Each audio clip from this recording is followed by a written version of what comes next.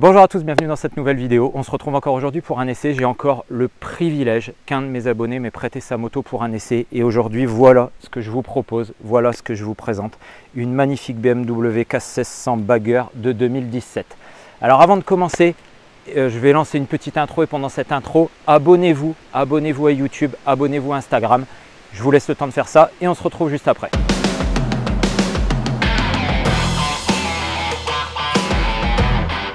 Alors, petite présentation à l'arrêt de ce bijou. Donc cette K1600, c'est une K1600 Bagger de 2017. C'était une édition spéciale full black. Donc tout est noir dessus. La fourche est noire, la moto est noire, le moteur est noir, tout est noir. Et là, on est sur un modèle full option. C'est facile, vous prenez la K1600 Bagger de 2017, vous prenez le catalogue BM, vous mettez tout et ça vous donne ça. Donc là, on a un modèle full option. Alors il y a plein de choses à dire sur cette moto. Le look, donc la K1600, elle est déclinée en Bagger, elle est déclinée en GT, elle est déclinée en plusieurs versions. Là on est sur la version Bagger, donc un look un peu à l'américaine avec un arrière un petit peu bas, un petit peu typé Harley Davidson. Donc sur cette K1600 Bagger, on retrouve la face avant de la K1600 classique, sauf qu'on n'a pas le grand pare-brise. On a un pare-brise beaucoup plus petit qui est complètement noir sur celle-ci, qui est quand même électrique, quand même motorisé, mais qui est beaucoup plus petit. Donc en termes de protection, on le verra en roulant après, mais on n'a quand même pas le niveau de protection d'une K1600 GT. Pendant qu'on est sur la face avant, on va s'attarder un petit peu sur l'éclairage. Donc là, on a un éclairage, on a des feux de jour qui sont LED, qui vont faire deux petits cercles qui sont ici, et après on a un éclairage xénon adaptatif, c'est-à-dire que la moto va gérer la hauteur, va gérer l'inclinaison, va gérer sur les côtés, enfin tout est complètement adaptatif en fonction de l'accélération, en fonction de la charge, en fonction de l'angle de la moto. Toujours sur la face avant, alors il y a la radio sur cette moto, donc il y a une antenne pour la radio, voilà. Il y a la radio sur la moto, il y a possibilité de connecter votre téléphone dessus et puis de passer la musique, il y a un système d'enceinte, on va le voir après. Mais je continue avec ma face avant. Donc on va retrouver les clignotants ici, clignotants LED. À l'arrière, vous verrez que c'est pareil, hein, on a un éclairage LED total. En termes de suspension, on est sur un système classique BMW, donc celui-là c'est le duo lever. Alors j'espère que je ne vais pas dire de bêtises pour l'arrière, mais l'avant je sais que c'est le duo lever, donc c'est pas une fourche traditionnelle, c'est un système spécifique BMW. Et à l'arrière, alors je ne sais plus si c'est un para-lever ou un télé-lever, je me mélange, il y a tellement de noms chez BMW, mais c'est aussi à l'arrière un système spécifique et propre à BMW. Au niveau du freinage, on a un double disque à l'avant, un simple disque à l'arrière, on est sur un freinage couplé. Ce qui veut dire que je freine à la pédale, que je freine à la poignée, j'ai le même freinage et c'est la moto qui va réguler la charge entre l'avant et l'arrière. Ce qui fait que vous pouvez choper les freins, pédale, poignée, les deux, n'importe quoi. La moto, elle va faire en sorte que vous ayez une assiette totalement plate, ce qui est en plus extrêmement facile avec le système de suspension spécifique à BMW. Et vous avez l'ABS. Donc en gros, en cas de freinage d'urgence, en termes de sécurité, là on est sur le top du top. Alors là on est sur le côté, donc quand on est sur le côté, la spécificité de la Bagger, c'est qu'on va retrouver la possibilité de mettre en option ces petits repose-pieds qui sont ici avec les petits déflecteurs qui sont là. Ces petits repose-pieds vont être utiles sur l'autoroute. En fait, quand vous êtes sur la moto sur autoroute, vous allez pouvoir, façon Harley Davidson, mettre vos pieds un petit peu plus en avant, avoir une position beaucoup plus cool, beaucoup plus décontracte et puis pouvoir enquiller les kilomètres comme ça en toute facilité. Alors pendant qu'on est au milieu, là on va s'attarder quand même sur le monument qu'il y a sur ce moteur. Qu'est-ce qu'on voit ici? On voit un 6. Et pourquoi il y a un 6 sur cette K1600? Parce que c'est un 6 cylindres. Ils ont mis un 6 cylindres dans une moto. Donc là on a un 6 cylindres en ligne, 1600 cm3, qui développe 175 Nm de couple et 160 chevaux. Donc j'aime autant vous dire qu'il n'y a pas de mal à déplacer les 330 kg de l'engin. Donc sur celle-là, le moteur est entièrement noir, tout est noir, c'est vraiment magnifique. On va pouvoir remonter et puis on va aller voir un petit peu le poste de pilotage. Alors déjà, on a cet immense réservoir de 26,5 litres, donc qui offre une autonomie plus que confortable. Un guidon typé Bagger, hein, on retrouve un guidon vraiment un petit peu typé custom, un petit peu décalé ici, un petit peu ouvert. Et puis là, on a un grand poste de pilotage. Alors on va mettre le contact. Et puis on va regarder tout ce qu'on a ici. Donc on a toujours le rappel du 6 cylindres qui apparaît. Donc sur les modèles de 2017, on a encore des compteurs à aiguilles.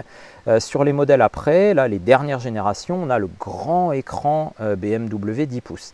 Donc là on va retrouver, ça c'est une option aussi, le GPS d'origine BMW. on va retrouver nos compteurs et on a un petit écran au milieu sur lequel on va avoir plein d'infos. Donc on a l'heure, on a le kilométrage, on va avoir l'indication de notre régulateur de vitesse, parce que oui, il y a un régulateur de vitesse. On a l'indicateur de pression des pneus. Et puis après, au niveau des commodos, ici, sur la gauche, on va retrouver tout ce qui permet de commander tous ces menus. Donc un bouton menu qui va nous permettre de naviguer dans les menus, une petite molette qui va nous permettre d'aller vers le haut, vers le bas et de valider les choses, la commande du régulateur de vitesse, la commande de la bulle, la marche arrière, parce que oui, en option sur la K16, vu les 330 kg de l'engin, on a une marche arrière. Donc une marche arrière électrique qui va vous permettre de vous aider dans les manœuvres. On a des modes de conduite, donc on le retrouve, le bouton ici. Donc au niveau des modes de conduite, on va avoir un mode Rain pour la pluie avec une cartographie spécifique pour la pluie. On a un mode normal, le mode road, et on va retrouver un mode dynamique qui est le mode le plus sportif, qui va agir sur les suspensions et qui va agir sur la cartographie du moteur. Donc a priori le mode dynamique, voilà, on commence en mode road, mais le mode dynamique a priori c'est du violent, ça a l'air de vraiment changer la carto, vraiment changer les suspensions. Ce que je n'ai pas précisé tout à l'heure, je vous ai dit qu'on était sur un système de suspension traditionnel de BMW, mais les suspensions sont pilotées. On a le système ESA de BMW avec des suspensions pilotées. Ce qui fait que directement depuis mon tableau de bord, je vais pouvoir choisir si je roule tout seul, si je roule avec des bagages, si je roule avec un passager, et la moto va s'adapter automatiquement à tout ça. Au niveau du poste de conduite, le carénage est extrêmement large, donc on est très bien protégé. Elle bip, elle a l'alarme. Alarme intégrée BMW aussi. J'ai pas dit qu'elle avait le démarrage sans clé, ça je l'ai pas précisé aussi. On a une clé carte main libre un petit peu comme sur les voitures qui verrouille aussi les valises. On a un verrouillage centralisé aussi sur les valises. On retrouve un petit bouton ici. Ce petit bouton, c'est la selle chauffante parce que cette moto a les poignées chauffantes et la selle chauffante. Et on a un petit bouton ici, donc pour le pilote on peut le commander au niveau du tableau de bord et pour le passager il peut régler ici sur 2 positions le chauffage de la selle. La housse qui est sur la selle n'est pas d'origine BMW. Ça, c'est quelque chose qui a été rajouté, une housse un petit peu alvéolée comme ça pour avoir moins chaud et qui permet aussi, quand il pleut, d'avoir l'eau qui coule en dessous et de se retrouver avec les fesses trempées. Alors, on continue de progresser vers l'arrière de cette moto et puis on voit que celle-ci est équipée de l'option silencieux Akrapovic. Donc, on a de magnifiques silencieux avec des protections à carbone, siglés Akra, développés exprès pour la K16. Et quand on la regarde de derrière, on va retrouver le logo BM, un magnifique éclairage LED intégré dans les valises et nos 2 silencieux Akra. Alors la petite différence avec les origines sur les Akra, c'est qu'on n'a que 4 sorties, tandis que si vous regardez les silencieux d'origine d'une K16, vous avez 6 sorties. Et ça, je trouvais ça sympa, 3 d'un côté, 3 de l'autre pour rappeler le 6 cylindres. Alors au niveau des valises, on a 2 valises qui sont suffisamment grandes pour embarquer un casque de chaque côté. Donc voilà, si j'ouvre une valise là pour qu'on regarde, on a un casque à l'intérieur, il y a un petit filet, on a encore un petit peu de place pour faire des rangements. Et sur la valise de droite, on va retrouver d'origine à l'intérieur un port USB qui permettrait de laisser un téléphone à l'intérieur en train de recharger. On va retrouver ici aussi une petite prise. Cette prise, c'est le maintien de charge. Donc d'origine avec, vous pouvez prendre l'option avec le maintien de charge et du coup vous avez le maintien de charge BMW et vous avez directement ici la petite prise intégrée sur la moto. Ça fait super propre. Je continue d'avancer sur la partie gauche et là on va retrouver le Shifter Pro. Donc en option sur la K16, vous pouvez avoir le Shifter Pro. Donc on a une boîte à 6 vitesses et l'avantage du Shifter Pro, c'est que vous pouvez monter les rapports ou les descendre sans avoir à débrayer.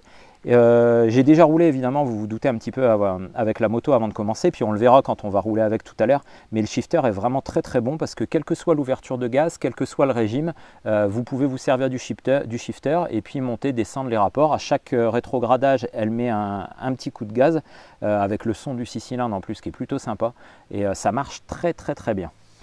Dernière chose qu'on retrouve ici, on a des commandes de radio. Donc en fait, on a des petits raccourcis, des petites commandes de radio qui sont directement ici sur le côté du carénage, accessibles très facilement avec la main gauche. En termes de finition, voilà, c'est du BMW, hein. Tout est nickel. Hein. Quand vous regardez, les finitions sont impeccables, les jonctions des plastiques, la qualité, la couleur des matériaux, enfin tous les revêtements, les vis utilisées, voilà, on est sur du premium, on est sur du BM, on retrouve vraiment une qualité de fabrication, une qualité de finition qui est vraiment exceptionnelle.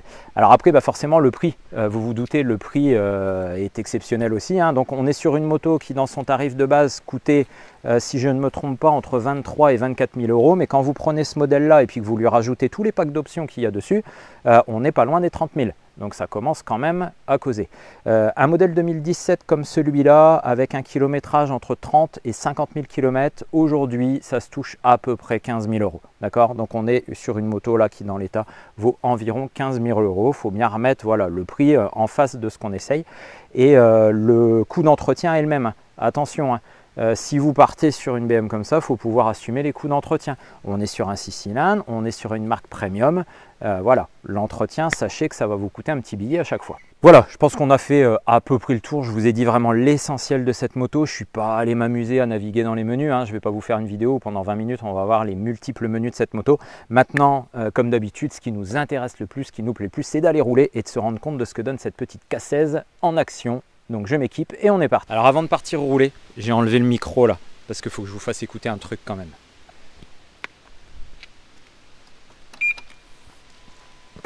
Je mets le micro pas trop loin, mais écoutez-moi ça.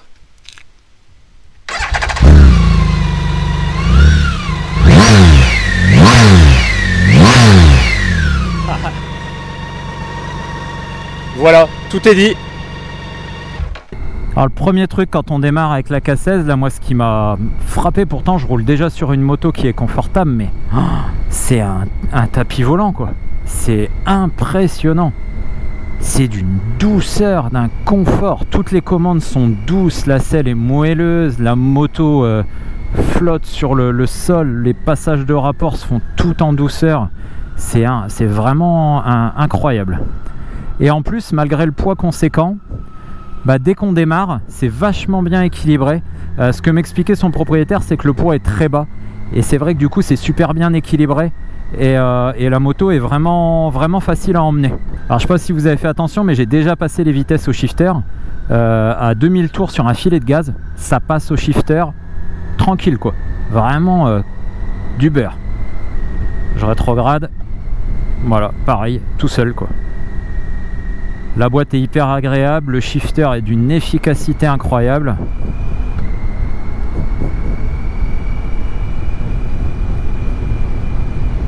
Là, depuis tout à l'heure, j'évolue entre 1005 et 2000 quoi. L'onctuosité du 6 cylindres. Regardez-moi ça. 2500 tours, paf, les rapports au shifter sur un filet de gaz, le moteur est onctueux, il est d'une douceur là, c'est du velours cette moto. Donc là je suis en mode road, donc le mode vraiment standard.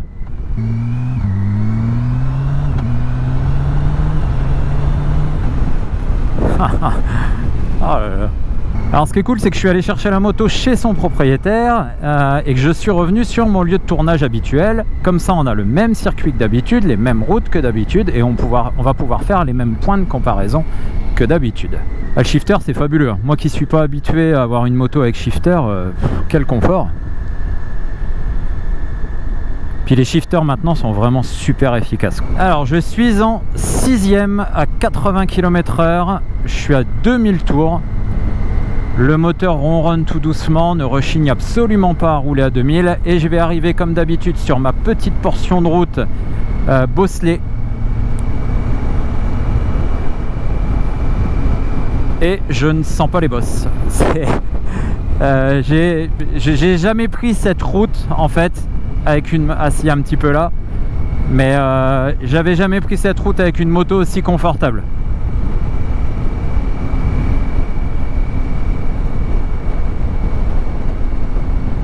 Ah là on est un peu plus bossé, on est un petit peu plus secoué quand même. Je reviens légèrement sur ce que j'ai dit. Sur les parties un peu plus bosselées là, je trouve qu'elle absorbe un petit peu moins et qu'elle a tendance à basculer un petit peu plus. Elle a un empattement qui est très grand. Alors on a l'indicateur de rapport engagé hein, qui est sur la gauche de l'écran que vous voyez là, hein. Évidemment elle a tout ce qu'il faut. L'éclairage des feux est entièrement automatique, hein. Je vous ai dit tout à l'heure qu'elle réglait sa hauteur, elle réglait tout ça, mais l'allumage est aussi automatique. Donc là je suis en mode éclairage avec les feux de jour et elle va automatiquement switcher sur les phares si besoin. Et celle-là a des petits projecteurs additionnels aussi qui sont sous le carénage, pareil, une option BMW.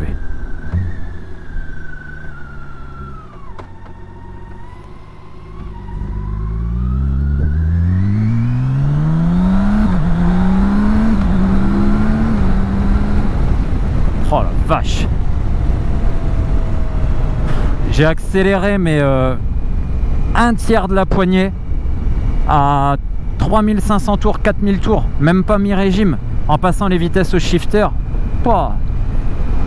C'est impressionnant. Le moteur est incroyable. Franchement, ça fait très longtemps que je rêve d'essayer cette moto et essayer ce moteur. Et le 6 cylindres, c'est quelque chose quand même. Donc là, on est tranquillement stabilisé à 80-90. En termes de protection, au niveau des jambes, c'est excellent. Tout est bien protégé, mes pieds, mes jambes. Je ne ressens absolument pas le vent. La moto est plus large que moi. Au niveau du buste et des épaules, je ne ressens pas le vent. Et là, je ressens un petit peu le vent sur le haut du corps, mais la bulle est en position basse. Donc là, toujours stabilisé 80-90. Je vais mettre la bulle en position haute pour voir la différence.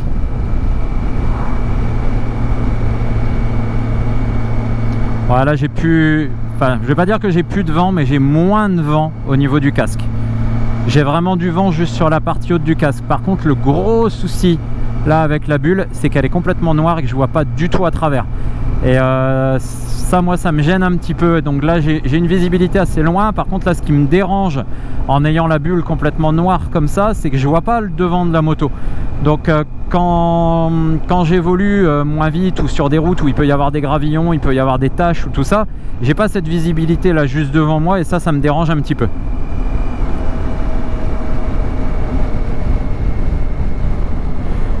La visibilité dans les rétros est parfaite, les rétros sont très larges, sont plus larges, plus loin que la moto. Voilà, je vois légèrement mes coudes, mais j'ai pas touché au réglage, je voulais pas dérégler la moto. Et on est franchement bien. Alors il y a une petite option qui est rigolote sur cette moto, c'est que quand il fait super chaud, vous pouvez décaler, hop, ça, et il y a la même chose de l'autre côté. Et en fait, ça va prendre l'air ici et le renvoyer sur vous pour vous rafraîchir. Et ça se replie comme ça facilement à la main. Donc quand on est par temps très chaud, je pense que c'est vraiment super agréable. Alors on va profiter là qu'on a de la place, on va se tester le régulateur de vitesse. Donc là j'ai mis le régulateur. Là je peux lâcher le guidon, ça roule tout seul. Donc ça pareil, c'est ultra confort quoi. Vous voyez là, je ne fais rien quoi. Le petit bouton ici permet de régler la vitesse, donc je vais pouvoir accélérer, je vais pouvoir ralentir directement avec ce petit bouton ici. Et si je touche aux commandes, là je touche un peu, hop, au levier de frein, ça désactive automatiquement le régulateur. Utilisation très simple, très intuitive, et petit gadget qui est devenu maintenant vraiment très pratique. Alors j'ai personne derrière avant d'arriver en ville, on va pouvoir tester un tout petit coup le freinage. Donc je suis à 80. Oh la vache, ouais. J'ai pas freiné à fond, hein, loin de là, vraiment loin de là. Mais oh, punaise, ça pile. Oh, c'est ouais. Alors, en termes de sécurité, cette moto, elle est vraiment top. Parce que là, sur un gros freinage, elle est restée bien à plat, elle bouge pas. Vous sentez qu'elle accroche la route. On a l'impression de sentir le pneu avant qu'elle grippe la route. Et j'ai l'impression que je pourrais freiner à l'infini pour m'arrêter, que jamais elle glisserait. Alors, on arrive en ville. On va voir un petit peu comment un grand gabarit comme ça de 330 et quelques kilos va être capable d'évoluer en ville. Oh le shifter, je suis fan. Je vais essayer de passer les vitesses sans le shifter pour voir un peu ce que ça donne. Ah, ça va, parce que j'avais déjà essayé des motos avec shifter où quand on passait les vitesses sans le shifter en débrayant, ça faisait un truc bizarre. Alors je prends le ralentisseur comme d'hab, un petit 50. Ouais, c'est super propre, c'est confort, on sent que c'est hyper sain. Et ce que j'aime beaucoup là, c'est le fait que la moto plonge pas. Elle reste vraiment stable, elle reste vraiment plate. C'est super agréable. La sonorité du moteur, malgré les silencieux à crapaugis, c'est vachement discrète là quand on évolue tranquillement. C'est hyper flatteur, ça j'ai pas pu vous le faire, mais c'est le démarrage à froid. Quand je suis allé la chercher, la moto était froide, le démarrage à froid est incroyable, le son est dingue. Puis après ça reste discret, là j'évolue sur un filet de gaz, franchement elle est pas gênante ni pour moi ni pour les autres. Et après on va voir quand on met un peu plus de gaz ce que ça donne. On va essayer de se trouver 2-3 petits endroits avec un peu plus de place pour pouvoir ouvrir un tout petit peu pour voir ce que ça donne, sachant que sur route ouverte il va être très très difficile d'accélérer et de se rendre compte de toutes les possibilités de cette moto, évidemment, puisque c'est un missile. Oh, le petit coup de gaz à 2005 là, oh le son. Donc je vous rappelle, comme d'habitude, que je fais 1m78 et j'ai les deux pieds sur cette version bagger qui sont parfaitement à plat des deux côtés. Alors la moto, malgré le gabarit, est super agréable à évoluer en ville, tellement elle est douce en fait. Elle est d'une douceur, d'un confort. Le moteur est d'une souplesse incroyable et du coup c'est vraiment un régal à faire évoluer en ville, quoi. Alors moi qui ai l'habitude de rouler avec une moto d'un gabarit important et une moto confort, une GT, là on est dans un autre monde, hein, clairement. En termes d'onctuosité du moteur, en termes de douceur des commandes, en termes de confort, on est vraiment dans un autre monde. Alors après voilà, il faut comparer ce qui est comparable aussi en termes de tarifs. Une FJR de 2005 comme la mienne, ça vaut à peu près 5000 € là sur le marché de l'occasion. Celle-là, elle vaut 3 fois le prix. En termes de coût de révision, là, son propriétaire me disait qu'il venait de faire la révision avec géosoupape, vidange, field, vidange du cardan, je sais plus, un petit peu d'autres trucs encore. Enfin, une révision déjà costaud et révision qui coûte à peu près 1000 €. Voilà, chez BMW, on était à peu près à 1000 €. La moto a 33 000 km. Alors la moto s'emmène toute seule, se place toute seule, là franchement dans un rond-point, voilà, ça va super bien, ça va tout seul. Oh la vache, ça marche.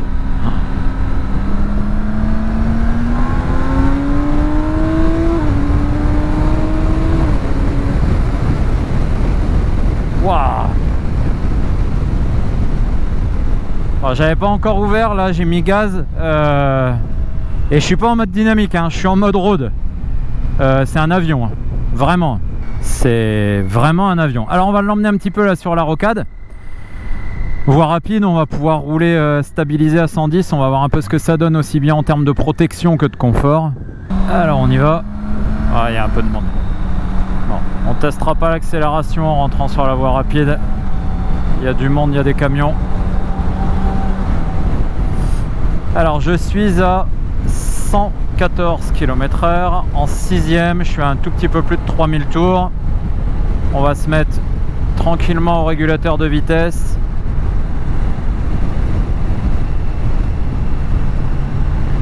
Je vais mettre mon régulateur à 110.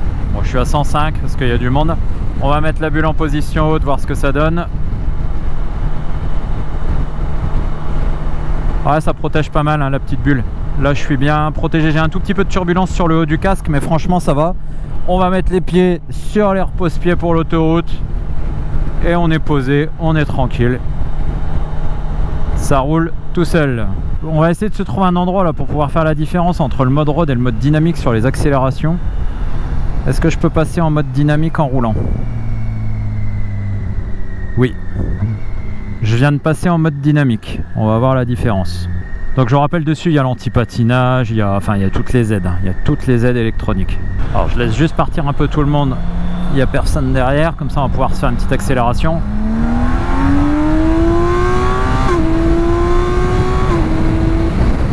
Oh la vache, le shifter.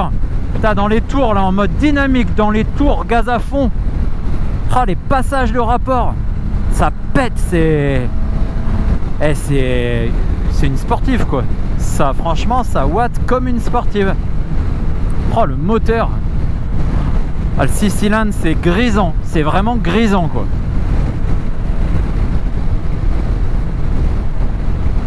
Alors du coup on n'a même pas fait de test de reprise avec tout ça. Donc on imagine là je suis à 110, j'ai besoin de doubler, ce qui est le cas.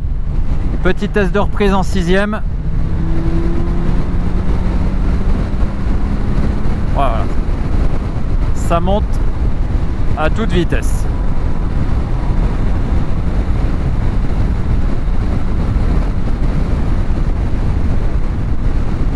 Ah, j'en reviens pas, les accélérations dans les tours. Oh, et le shifter. Ce qui est cool, c'est que le moteur est grisant. Le moteur est franchement grisant, mais elle n'est pas poussée au crime pour autant. On prend beaucoup de plaisir à rouler tranquille. On n'a pas forcément envie de tartiner comme un sauvage. Juste une accélération un coup de temps en temps là quand on s'insère. parce que voilà, le 6 cylindres il est juste incroyable. La moto elle est d'un équilibre, mais là dans les ronds-points ça bascule d'un côté, de l'autre, ultra facilement. C'est sain, le châssis il est sain, c'est incroyable. Alors la personne, on va se refaire une petite accélération en seconde là pour le plaisir des passages de rapport.